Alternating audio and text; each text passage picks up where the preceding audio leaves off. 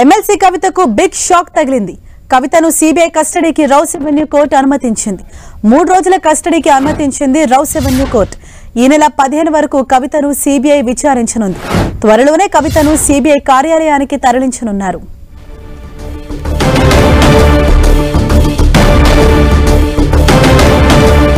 MLC కవితకు big shock తగిలింది. కవితను సిబిఐ కస్టడీకి రౌస్ ఎవెన్యూ కోర్టు అనుమతించింది. 3 రోజుల కస్టడీకి అనుమతించింది రౌస్ ఎవెన్యూ కోర్టు. ఈ నెల 15 వరకు కవితను సిబిఐ విచారించనుంది. త్వరలోనే కవితను సిబిఐ కార్యాలయానికి తరలించనున్నారు.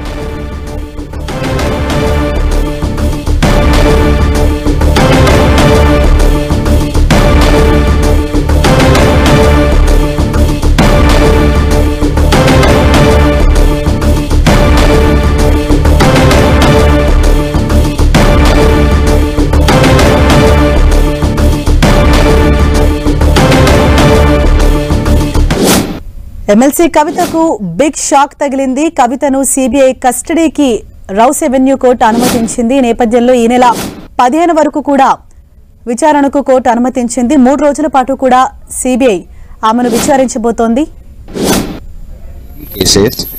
And today she was produced before the court from judicial custody and the CBI sought remand for 5 days whereas the court agreed for 3 days and the 3 days remand has been granted to CBI and she has to be produced on Monday, which is the 15th at 10 o'clock. So what happened to your application that was filed by you against the arrest for not providing the copy and application? See, we have filed applications for procedure adopted by the CBI to arrest her was not proper and legal.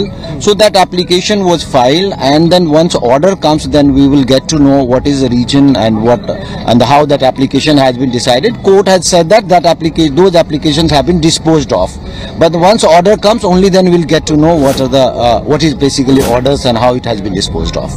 Sir, going to any higher courts for this CBI? Anything once we read the order comes, and then we will decide what is next course of action. अभी कितना दिन sir? 2 दिन दिया था custody, 3 दिन? 3 दिनों की custody till Monday, सोमवार सुबह 10 बजे तक की कस्टडी दी गई. सर थोड़ा हिंदी में बात. आज सुश्री के कविता को जुडिशियल कस्टडी से पेश किया गया कोर्ट में और कल सीबीआई ने उनको अरेस्ट किया था एंड सीबीआई ने 5 दिनों की कस्टडी मांगी थी. सीबीआई कस्टडी जो कोर्ट ने 3 दिनों की परमिशन दी है और मंडे को कहा है मंडे 10 बजे उनको फिर से कोर्ट में प्रोड्यूस किया जाए. Thank you.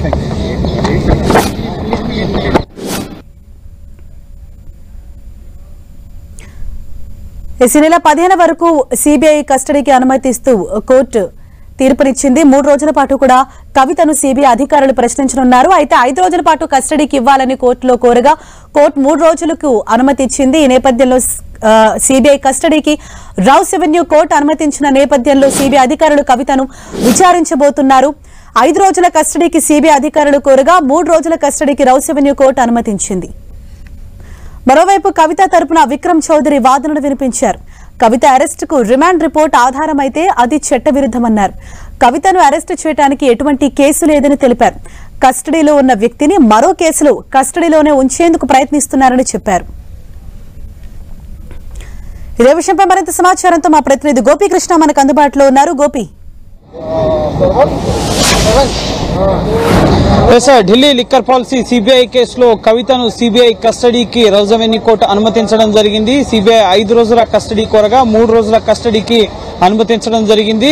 ఇటు ఏప్రిల్ 15 ఉదయం 10:30 గంటలకు మళ్లీ కవితను కోర్టులో ప్రొడ్యూస్ చేయాల్సి ఉంటుంది. ఈ 3 రోజులు కూడా కవిత సిబిఐ కస్టడీలో సిబిఐ కేంద్ర కార్యాలయంలో ఉండబోతున్నారు. రౌస్ ఎవెన్యూ కోర్టు నుంచి మరి కాసేపట్లో కవితను ఇటు సిబిఐ కేంద్ర కార్యాలయానికి తరలిస్తారు. ఈ ఢిల్లీ లిక్కర్ పాలసీ సిబిఐ కేసులో పాలసీ రూపకల్పనలో జరిగిన అవినీతి అక్రమాలు, ఈ పాలసీ రూపకల్పనలో వ్యాపారులకు అనుకూలంగా పాలసీని మార్పు చేయడం, అలాగే సౌత్ గ్రూప్ నుంచి 100 కోట్ల ముడుపుల్ని ఆమ్ ఆద్మీ పార్టీకి ఇవ్వడం, ఇటువంటి అంశాలపైన నిందితులు ఇచ్చిన స్టేట్మెంట్స్, అలాగే Kavitha auditor Gorantla Buchibabu WhatsApp chats పైన, అలాగే నిందితులు మాగుంట రాఘవ, శరత్ చంద్రారెడ్డి, అలాగే అభిషేక్ బోయిన్పల్లి, దినేష్ అరోరా ఈ నిందితులు కవితకు వ్యతిరేకంగా ఇచ్చిన వాంగ్మూలాలపైన కవితను ప్రశ్నించాల్సి ఉందని చెప్పి రిమాండ్ రిపోర్ట్ సబ్మిట్ చేయడం జరిగింది రౌజ్ అవెన్యూ కోర్టుకి సిబిఐ. సో ఆ రిమాండ్ రిపోర్ట్ ని సిబిఐ వాదనని పరిగణలోకి తీసుకుంటూ కవితను 3 రోజుల కస్టడీకి అనుమతించడం జరిగింది. సో ఈ 3 రోజుల్లో కవితను సిబిఐ కేంద్ర కార్యాలయంలో ఉంచి ఈ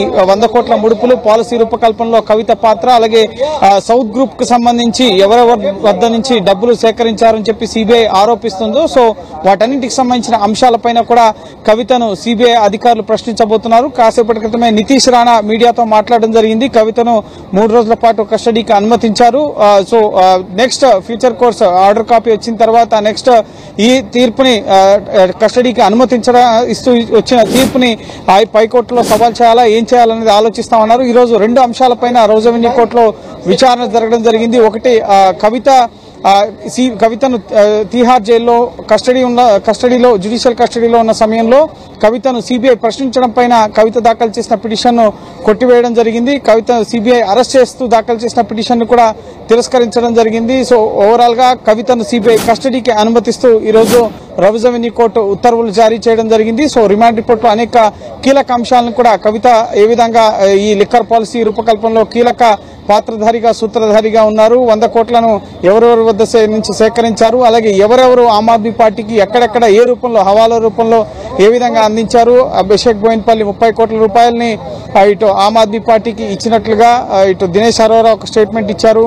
అలాగే అశోక్ కౌశిక్ కవితకు సంబంధించిన పిఏ ఆయన కూడా గోవాకి ముఖ్యంగా హవాలా రూపంలో డబ్బులు తరలించామని చెప్పి ఆయన కూడా స్టేట్మెంట్ ఇచ్చారు. ఈ విధంగా అనేక అంశాలు. అలాగే శరత్ చంద్రారెడ్డి 5 రిటైల్ జోన్స్ పొందేందుకు గాను ఒక్కొక్క జోన్ కి 5 కోట్ల చొప్పున 25 కోట్ల రూపాయలు, అలాగే ఇటు హోల్సేల్ వ్యాపారంలో భాగస్వామిగా ఉన్నందుకు 14 కోట్ల రూపాయలు, అలాగే కార్పొరేట్ సోషల్ ఫండ్ కింద ఇటు తెలంగాణ జాగృతికి 80 లక్షల వరకు కూడా అరవిందో ఫార్మా కంపెనీ నుంచి ఫండ్స్ ఇచ్చారు అన్న అంశాలను కూడా రిమాండ్ రిపోర్ట్ లో పేర్కొనడం జరిగింది. ఈ డబ్బులు లావాదేవీల వెనక ఉన్న ప్రధాన కారణం ఢిల్లీ లిక్కర్ వ్యాపారంలో భాగస్వామి అవడం కోసమే ఈ డబ్బులు అనేవి కవిత బ్యాంక్ ట్రాన్సాక్షన్స్ కి ఇటు శరత్ చంద్రారెడ్డి తరలించారు. ఒకవేళ డబ్బులు ఇవ్వకపోతే అరవిందో ఫార్మా హైదరాబాద్ లో ఉంది, ఏ విధంగా వ్యాపారాలు చేస్తారని చెప్పి కూడా కవిత బెదిరించారు శరత్ చంద్రారెడ్డిని. ఆ విషయాన్ని కూడా శరత్ చంద్రారెడ్డి చెప్పారని చెప్పి ఈరోజు సిబిఐ తరపు న్యాయవాది కోర్టుకు వివరించడం జరిగింది. సో ఖచ్చితంగా ఈ కేసులో కవిత చాలా కీలక సూత్రధారి. కవితనే ఈ 100 కోట్ల ముడుపుల్ని ఇటు 50 కోట్లను మాగుంట శ్రీనివాస్ రెడ్డిని అడిగారు, కానీ 25 కోట్లని మాగుంట రాఘవ ఇటు అభిషేక్ బోయిన్పల్లికి ఇటు 15 కోట్లు, అలాగే బుచ్చిబాబుకి 10 కోట్ల వరకు కూడా 2 దఫాలుగా ఇచ్చారు. సో ఇవంతా కూడా ఢిల్లీ లిక్కర్ వ్యాపారంలో భాగస్వాములు అవడం, అలాగే లిక్కర్ పాలసీ తమకు అనుకూలంగా మార్పులు చేయడానికి కూడా ఇటు విజయ్ నాయర్తో అలాగే ఢిల్లీలో ప్రభుత్వంతో చర్చలు జరిపారు. ఢిల్లీలో ఒబరాయ్ హోటల్లో, తాజ్ మాన్సింగ్ హోటల్లో సమావేశాలు జరిగాయి.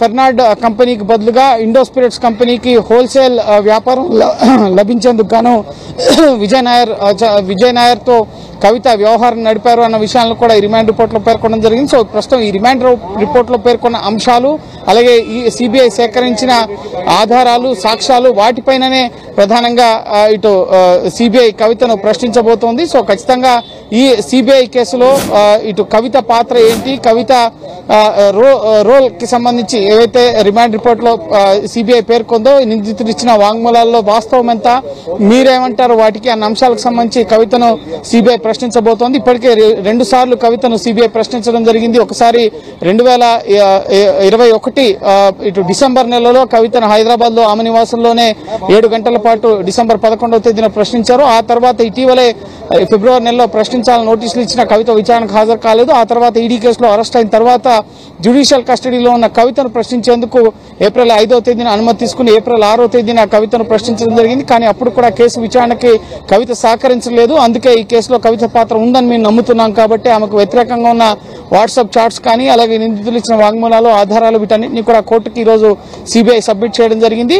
అలాగే కవిత తరపు న్యాయవాదులు కూడా ఈ రోజు వాదనలు వినిపించారు. ఈ కేసులో కవితను అరెస్ట్ చేయాల్సిన అవసరం లేదు, కవితకు వ్యతిరేకంగా ఆధారాలు ఉంటే ఎందుకు 1.5 కాలంగా ఆమెను అరెస్ట్ చేయలేదు, ఇప్పుడు ఆల్రెడీ ఒక కేసులో కస్టడీలో ఉన్న వ్యక్తిని మరొక కేసులో ఏ విధంగా అదుపులోకి తీసుకుంటారు. ఇది ఎన్నికల సమయం. ఒక జాతీయ పార్టీకి సంబంధించిన సిట్టింగ్ అభ్యర్థిగా కవిత ఉన్నారు, ఎమ్మెల్సీగా ఉన్నారు, అలాగే ఒక మాస్ లీడర్. సో ఖచ్చితంగా ఎన్నికలను దృష్టిలో పెట్టుకునే ఈ అరెస్టులు జరుగుతున్నాయి.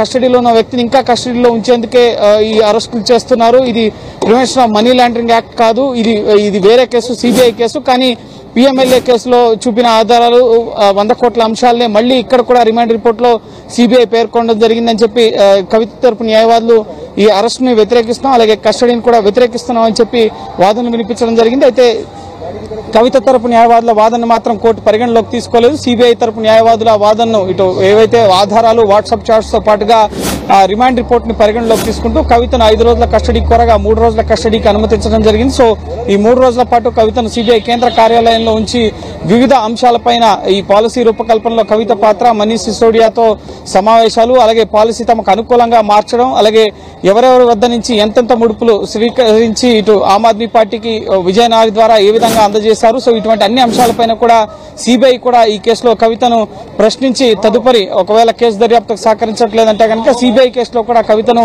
జ్యుడిషియల్ కస్టడీకి పంపించాలని చెప్పుకోరే అవకాశం ఉంది. ప్రాథమికంగా అయితే ఇప్పుడు 3 రోజుల కస్టడీకి కోర్టు అనుమతించడం జరిగింది. 3 రోజుల తర్వాత మళ్లీ 15వ తేదీ ఉదయం 10:30 గంటలకు కోర్టులో ప్రొడ్యూస్ చేసి కేసు దర్యాప్తు పురోగతిని కోర్టుకు వివరించిన తర్వాత మళ్లీ కస్టడీ ఎక్స్టెండ్ చేయాలని కోరే అవకాశము సిబిఐకి ఉంటుంది, లేదా జ్యుడిషియల్ కస్టడీకి పంపించాలని చెప్పి కోరే అవకాశం కూడా ఉంటుంది. సో ఒక కీలక దశకైతే ఈ లిక్కర్ స్కామ్ కేసు దర్యాప్తు వచ్చింది. ఇప్పుడు ఈ కేసులో కవితను ఈడీ కేసులో అరెస్ట్ చేశారు, అలాగే సిబిఐ కేసులో కూడా అరెస్ట్ చేశారు, అలాగే కేజ్రీవాల్ ఢిల్లీ సీఎం ని కూడా ఈడీ కేసులో అరెస్ట్ చేశారు.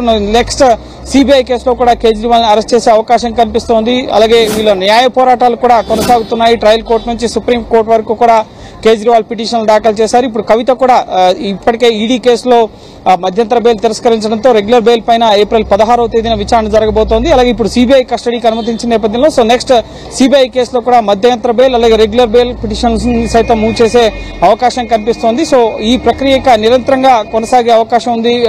ఈ కోర్టుల చుట్టూ ఈ కేసులు అలాగే బెయిల్ అప్లికేషన్స్ ట్రయల్ కోర్టులో ఊరట లభించకపోతే పై కోర్టులకు వెళ్లడం ఇదంతా కూడా ఒక సుదీర్ఘ ప్రక్రియగా సాగే అవకాశం కనిపిస్తోంది. ఇప్పటికే ఎన్నికల హడావిడిలో ఇటు కాంగ్రెస్ పార్టీ సహా తెలంగాణలో ఇతర పార్టీలన్నీ కూడా వాటిపైన దృష్టి సారించిన తరుణంలో ఇటు బీఆర్ఎస్ ఎమ్మెల్సీ కవిత అరెస్ట్ కొంత రాజకీయంగా కూడా బీఆర్ఎస్ పార్టీకి ప్రధానంగా ఇటు కోర్టుల చుట్టూ కేసుల్లో ఊరట లభించకపోవడం, అలాగే ఒక కేసు తర్వాత ఈడీ కేసు తర్వాత నెక్స్ట్ సిబిఐ రంగంలోకి దిగడంతో సో కవితకైతే ఇప్పట్లో ఈ చిక్కులు తొలగిపోయేటట్లు కనిపించట్లేదు. సుదీర్ఘ న్యాయ పోరాటం అయితే కవిత చేయాల్సిన పరిస్థితి అయితే కనిపిస్తోంది.